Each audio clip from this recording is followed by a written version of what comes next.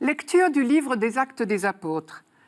Le jour de la Pentecôte, Pierre, debout avec les 11 autres apôtres, éleva la voix et fit cette déclaration. Que toute la maison d'Israël le sache donc avec certitude. Dieu l'a fait Seigneur et Christ, ce Jésus que vous aviez crucifié. Les auditeurs furent touchés au cœur.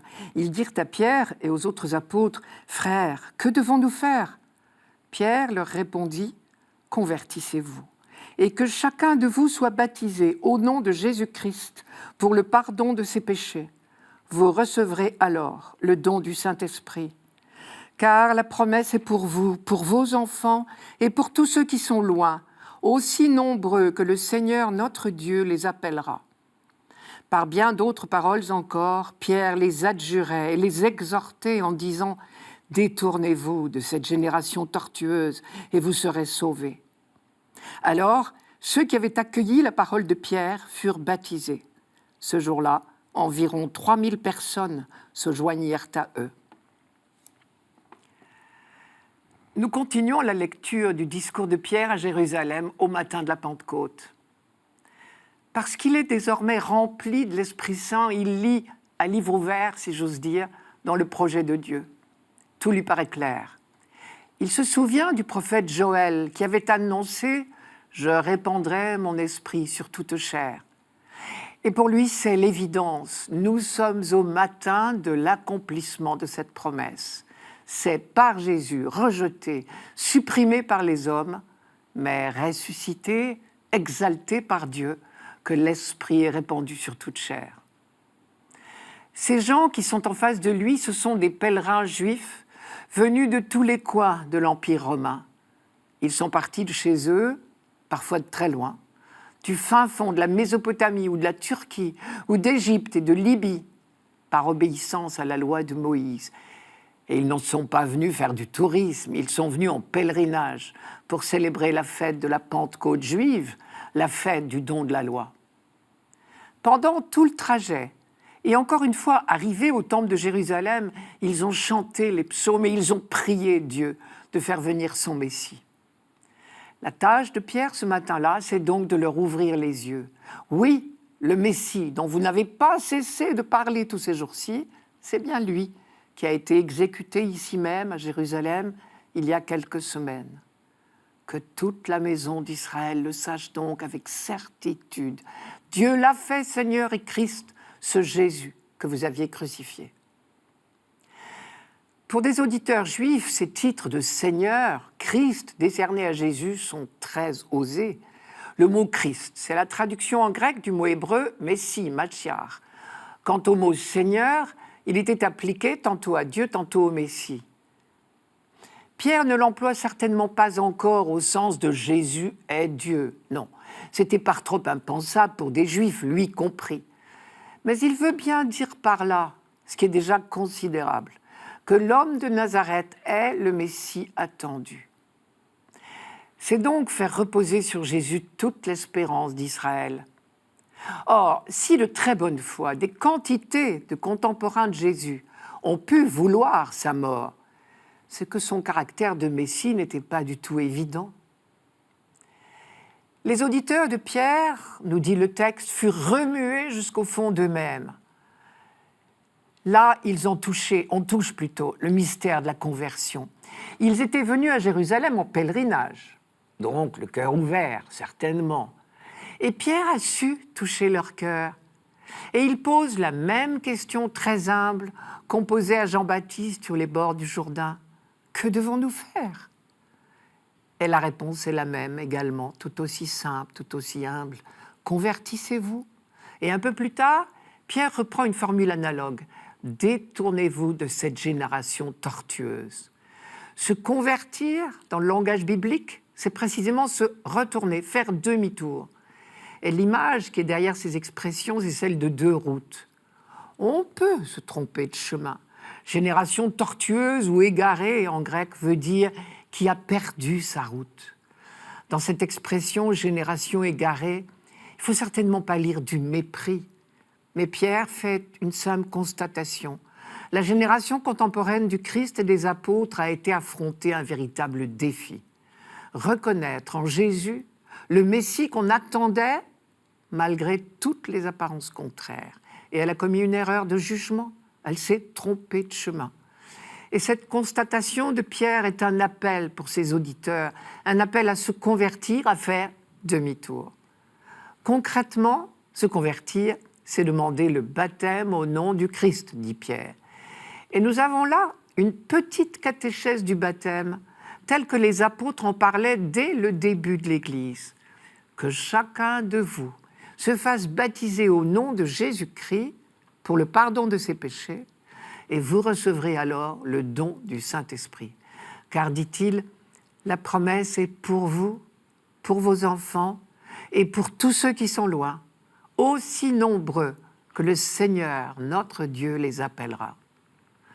Quand Isaïe disait « la paix est aussi pour ceux qui sont loin », car c'est de là que Pierre tire cette phrase, il rappelait que ce peuple a retenu de la promesse faite à Abraham jadis, à savoir que l'humanité tout entière, et pas seulement le peuple juif, est concernée par ce qu'on pourrait appeler le plan de paix de Dieu. Ce jour-là, le jour de la Pentecôte, ils furent 3000 à se faire baptiser, 3000 juifs qui devinrent chrétiens. Mais peu à peu, au long du livre des Actes des Apôtres, puis de l'histoire de l'Église, nous verrons des non-juifs, ceux qui étaient loin, comme dit Pierre, qui vont les rejoindre, qui vont rejoindre les appelés de Dieu. Et c'est à eux que Paul dira plus tard, dans la lettre aux Éphésiens, « Maintenant, en Jésus-Christ, vous qui jadis étiez loin, vous avez été rendus proches par le sang du Christ. C'est lui, en effet, qui est notre paix. De ce qui était divisé, il a fait une unité. »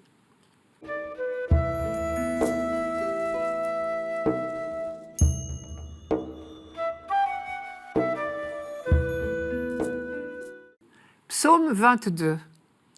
Le Seigneur est mon berger, je ne manque de rien. Sur des prés d'herbes fraîches, il me fait reposer.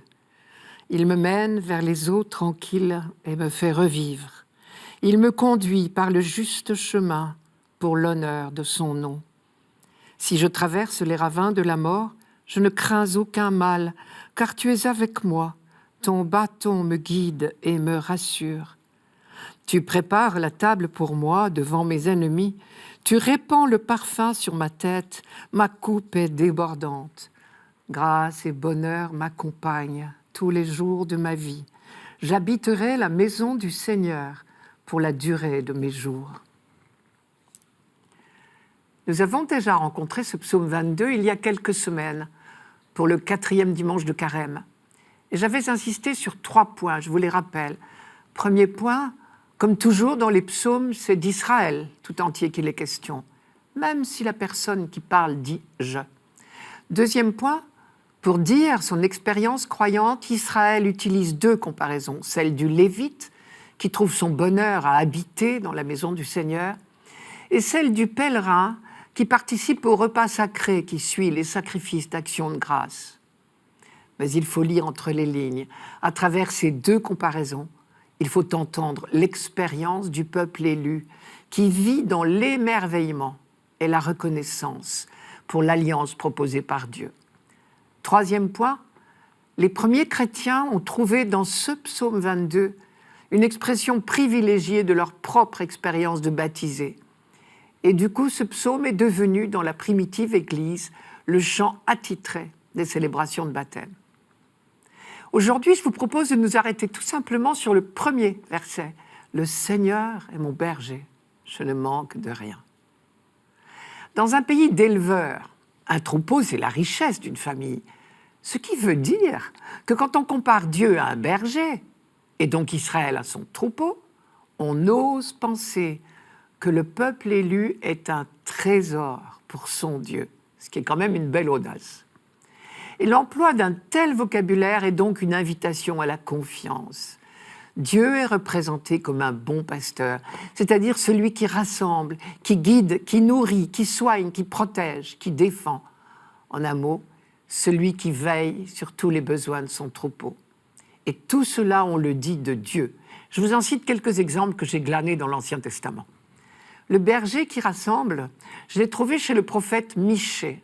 Je cite, « Je vais te rassembler, Jacob tout entier, je vais réunir le reste d'Israël et je les mettrai ensemble comme un troupeau au milieu de son pâturage. » Ou encore, « En ce jour-là, je rassemblerai ce qui boite, je réunirai ce qui est dispersé. » Sophonie, à son tour, reprend le même thème. « Je sauverai les brebis boiteuses, je rassemblerai les égarés. » Ce qui veut dire au passage que chaque fois que nous faisons œuvre de division, ce qui nous arrive, nous travaillons contre Dieu. Le berger guide et défenseur de son troupeau, on le retrouve souvent dans les psaumes, en particulier dans le psaume 94, qui est la prière du matin de chaque jour dans la liturgie des heures. Je cite, « Nous sommes le peuple qu'il conduit, le troupeau guidé par sa main. » Ou encore dans le psaume 77, « Tel un berger, il conduit son peuple, il pousse au désert son troupeau, il les guide et les défend, il les rassure. » Et le psaume 79 commence par cet appel. « Berger d'Israël, écoute, toi qui conduis Joseph ton troupeau, révèle ta puissance et viens nous sauver. » Évidemment, c'est dans les périodes difficiles, quand le troupeau, traduisait Israël, se sent mal dirigé, délaissé, malmené ou même maltraité, que les prophètes recourent le plus souvent à cette image du vrai bon berger pour redonner espoir. On ne s'étonne donc pas de retrouver ce thème chez le deuxième Isaïe, celui qui a écrit le livre intitulé « Livre de la consolation d'Israël ». Par exemple, je cite encore, « Comme un berger, il fait paître son troupeau, de son bras il rassemble, il porte sur son sein les agnelets, il procure de la fraîcheur aux brebis qui allaitent. » Ou encore, « Le long des chemins, ils auront leur pâture, sur tous les coteaux pelés leur pâturage.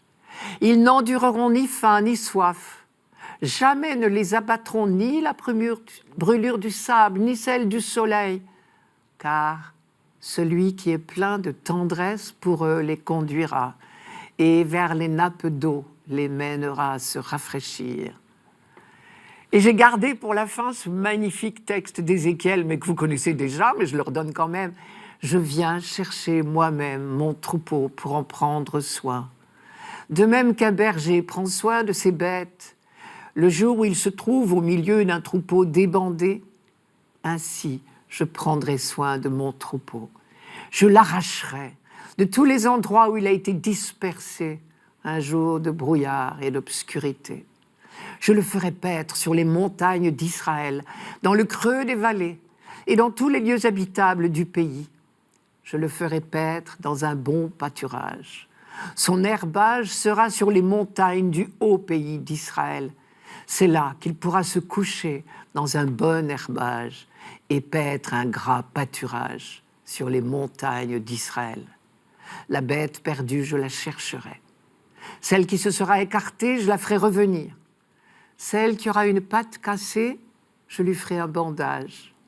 La malade, je la fortifierai. » À notre tour, nous chantons ce psaume 22 parce que Jésus s'est présenté lui-même comme le berger des brebis perdues. Et il nous invite à mettre notre confiance dans la tendresse du Dieu pasteur. Mais plus largement, en un moment où tant d'hommes de par le monde traversent des jours de brouillard et d'obscurité, nous sommes invités également à contempler l'image du bon pasteur pour nous comporter en imitateur du Père et en continuateur du Fils.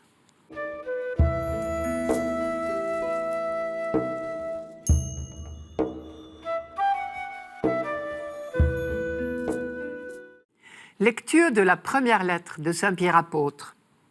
Bien-aimés, si vous supportez la souffrance pour avoir fait le bien, c'est une grâce aux yeux de Dieu.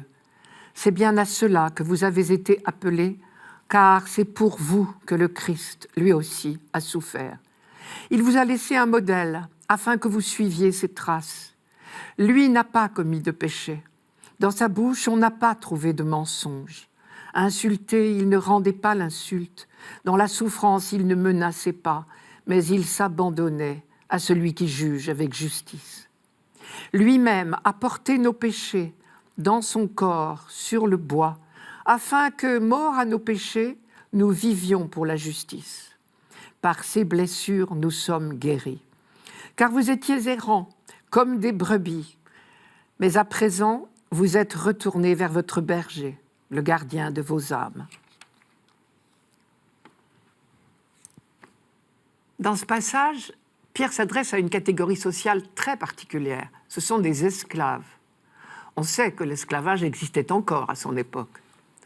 Or, en droit romain, l'esclave était à la merci de son maître. Il était un objet entre ses mains.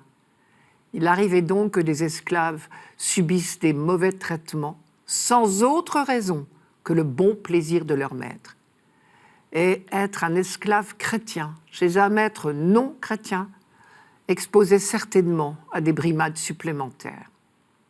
Pierre leur dit en substance « imitez le Christ ». Lui aussi était esclave à sa manière, puisqu'il a mis sa vie tout entière au service de tous les hommes. Or, comment s'est-il comporté ? Insulté, il ne rendait pas l'insulte. Dans la souffrance, il ne menaçait pas, mais il s'abandonnait à celui qui juge avec justice. Je reprends le raisonnement de Pierre au début. Si vous supportez la souffrance pour avoir fait le bien, c'est une grâce aux yeux de Dieu. Ce qui est une grâce, ce n'est pas de souffrir, c'est d'être capable de se conduire comme le Christ lorsqu'on est dans la souffrance. On ne redira jamais assez qu'il n'y a pas de vocation du chrétien à la souffrance, mais dans la souffrance, un appel à tenir bon à l'exemple du Christ. Suivre les traces du Christ, suivre son exemple, ce n'est pas souffrir pour souffrir, c'est tenir bon dans la souffrance comme lui. C'est bien à cela que vous avez été appelés, car c'est pour vous que le Christ lui aussi a souffert. Il vous a laissé un modèle afin que vous suiviez ses traces. Pierre en profite pour rappeler ce que j'appellerais le credo des chrétiens. Lui-même a porté nos péchés dans son corps sur le bois, afin que, morts à nos péchés, nous vivions pour la justice. Par ses blessures, nous sommes guéris. Voilà bien ce qui est au cœur de notre catéchisme, et en même temps la chose la plus difficile du monde à comprendre. Nous affirmons « Dieu nous sauve, Christ est mort pour nos péchés ». Mais comment aller plus loin ? Comment expliquer ? De quoi nous sauve-t-il ? Comment nous sauve-t-il ? Pour commencer, il me semble que nous entendons ici une définition du salut. Être sauvé, c'est devenir capable de vivre pour la justice. Nous sommes guéris de nos blessures, comme dit Pierre. Nos blessures à nous, ce sont nos incapacités d'aimer, de donner, de pardonner, de partager. C'est une humanité déboussolée. Au lieu d'être centrée sur Dieu, l'humanité a perdu sa boussole, elle est désorientée. Pierre dit « vous étiez errants, comme des brebis ». Mourir à nos péchés, pour reprendre l'expression de Pierre, c'est être capable de vivre autrement, de vivre pour la justice, c'est-à-dire dans la fidélité au projet de Dieu. Reste à savoir comment la croix du Christ a pu opérer ce salut. D'après Pierre, c'est par ces blessures que nous avons été guéris. Or, les blessures du Christ, n'oublions pas que ce n'est pas Dieu, ce sont les hommes qui les lui ont infligées. Le Christ est mort parce qu'il a eu le courage de porter témoignage à son Père, de se comporter en homme de prière et de paix, de s'opposer à toute forme de mépris ou d'exclusion. Mais le Père dont il parlait ne répondait pas à l'image que s'en faisait la majorité de ses contemporains. Jésus, lui, malgré les menaces, n'a pas changé de ligne de conduite. « Je suis venu pour rendre témoignage à la vérité », disait-il à Pilate. Alors on l'a supprimé. Mais même sur la croix, il a continué à rendre témoignage à son Père, en révélant jusqu'où va le pardon de Dieu. Ses derniers mots sont encore des mots d'amour. « Père, pardonne-leur, ils ne savent pas ce qu'ils font. » Alors, cette croix qui était le lieu de l'horreur absolue, de la haine humaine déchaînée, est devenu, grâce au Christ, le lieu de l'amour absolu, dans ce pardon du Christ à ses bourreaux. Et désormais, il nous suffit de contempler la croix, de croire à cet amour de Dieu pour l'humanité, révélé dans la croix du Christ, pour être transformé, converti, réorienté. Comme le disait Zacharie, ils lèveront les yeux vers celui qu'ils ont transpercé. Alors nous sommes guéris, sauvés, c'est-à-dire rendus capables à nouveau d'aimer et de pardonner comme lui. Si nous voulons bien nous laisser attendrir par cette attitude d'amour absolu de Jésus et de son Père, nos cœurs de pierre deviennent cœurs de chair, comme disait Ézéchiel, et nous devenons capables de vivre comme lui. Et d'autres, alors, pourront se laisser transformer à leur tour. C'est comme une contagion qui doit se répandre. C'est l'œuvre de transformation de l'humanité tout entière. Elle n'est pas terminée. Et donc, il faut encore des témoins de l'amour et du pardon de Dieu. Je vous envoie comme des agneaux au milieu des loups, disait Jésus. Et quand Pierre dit « Le Christ vous a laissé son exemple afin que vous suiviez ses traces », il nous rappelle qu'à notre tour, nous devons prendre sa suite pour, avec lui, continuer l'œuvre de salut de l'humanité.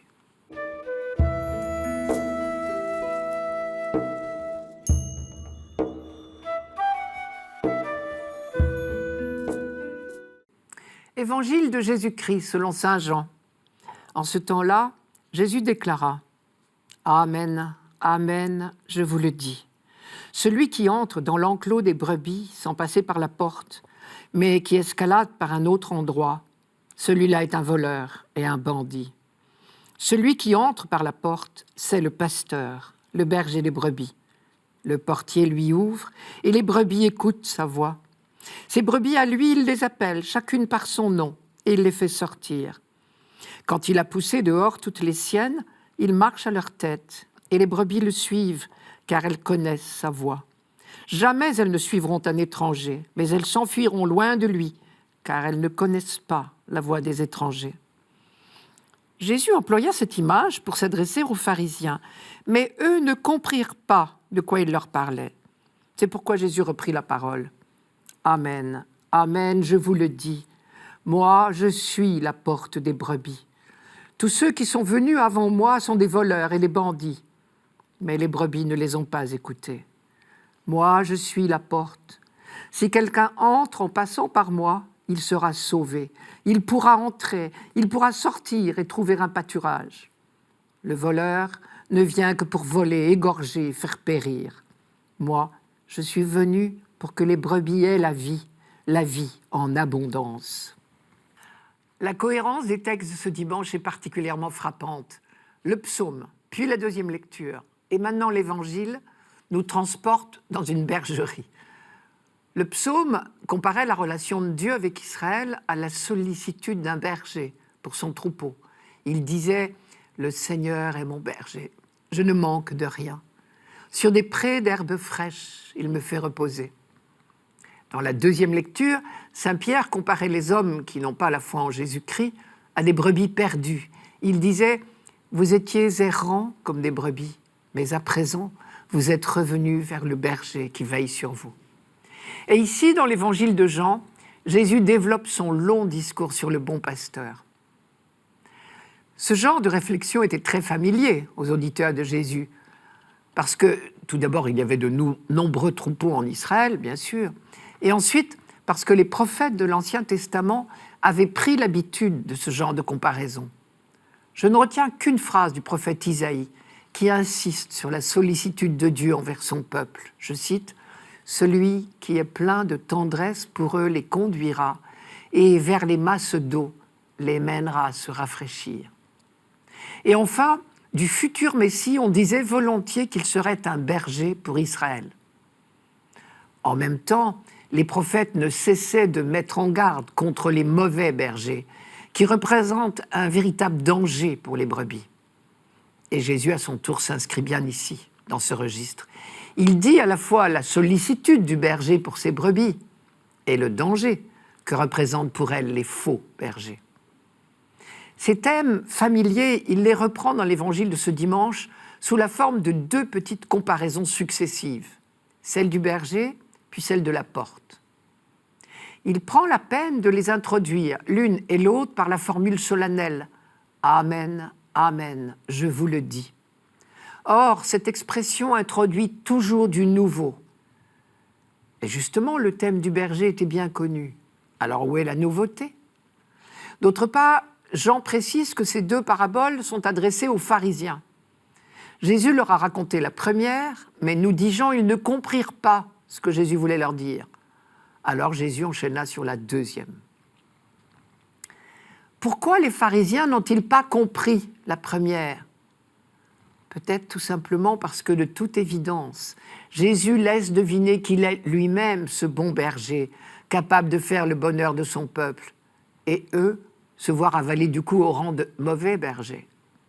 Ils ont donc parfaitement compris ce que Jésus veut dire, mais ils ne peuvent pas l'accepter. Ce serait admettre que ce Galiléen est le Messie, l'envoyé de Dieu. Or, il ne ressemble en rien à l'idée qu'on s'en faisait.